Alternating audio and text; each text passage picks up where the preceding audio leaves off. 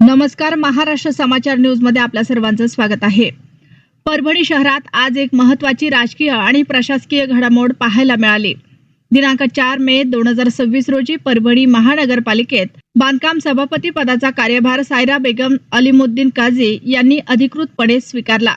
कार्यभार स्वीकारताच महानगरपालिका परिसरात टाळ्यांचा कडकडाट आणि स्वागताच्या घोषणांनी वातावरण दुमदुमले। यावेळी महानगरपालिकेचे महापौर सय्यद इक्बाल यांच्या हस्ते सायरा बेगम काझी यांचा भव्य सत्कार करण्यात आला।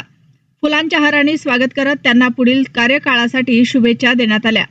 या कार्यक्रमाला शहरातील अनेक दिग्गज नेते, जनप्रतिनिधी आणि सामाजिक कार्यकर्ते मोठ्या संख्येने उपस्थित होते। माजी उपमहापौर भगवान वाघमारे, स्थायी समिती अध्यक्ष अतुल सरोदे उर्फ तात्या, नगरसेवक पास्टे, शेख सिराज, सय्यद अब्दुल खादर, सागर भैया गंगाळे, मुफ्ती साजिद नदवे, सय्यद फारुक बाबा, साजिद अन्सारी, अलीम कुरेशी, बामनीकर, नदीम इनामदार, इम्रान खान, शेख फहाद, शेख नईम भाई, सुनील बाबा देशमुख, दिलीप ठाकूर, एहसान कादरी, अक्षय देशमुख, अर्जुन सामाळे, अब्दुल कलीम बॉस, नदीम काझी, आकाश लहाने, सय्यद अतिक उर रहमान, अब्दुल रहीम, मुस्ताक भाई तसेच कॉन्ट्रॅक्टर मेरोज सिद्दीकी यांच्यासह अनेक मान्यवर उपस्थित होते।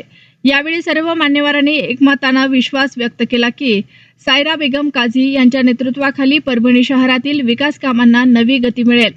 आता सर्वांचं लक्ष या गोष्टीकडे लागले आहे की नव्या बांधकाम सभापती म्हणून सायरा बेगम काझी शहरातील प्रलंबित कामे आणि विकास प्रकल्पांना कोणती दिशा देतात। परभणीच्या राजकारणात ही बदलती घडामोड आगामी काळात नवे समीकरण तयार करू शकते। या ठिकाणी परभणी महानगरपालिकेच्या सार्वत्रिक निवडणुकीनंतर स्थायी समिती आणि वेगवेगळ्या विशेष समितीच्या अनुषंगाने सर्व उमेदवारी जे उमेदवार होते ते चांगल्या मताने विजयी झाले आणि महानगरपालिकेमध्ये सुद्धा त्यांना आज या ठिकाणी बांधकाम सभापती म्हणून त्यांची निवड झाली। त्याबद्दल मी आणि माझ्या सर्व सहकार्याच्या वतीने आमचे सहकारी अलीम काझी यांच्या सुविध पत्नी या ठिकाणी चार्ज घेत आहेत। त्यांनी ह्या ठिकाणी चार्ज घेतलेला आहे।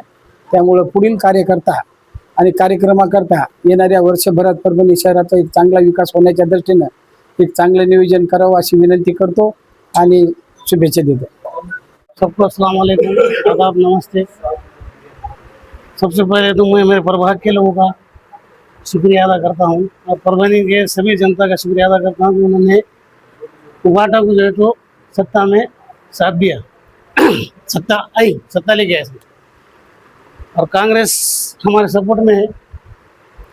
मैं उन सब का शुक्रिया अदा करता हूँ जो लोगों ने हमारे सपोर्ट करे। खासदार साहब है, आमदार साहब है, महापौर है, उपमहापौर है, गट नेते, सभागृह नेते, विरोधी पक्ष सब लोग साथ मिलकर काम कर रहे हैं। मेरी खुशी की बात है, खुशी हो रही है। इंशाल्लाह आने वाले दिनों में पानी, स्वच्छता, रोड, नाली, विकास के बारे में काम करने की कोशिश करेंगे।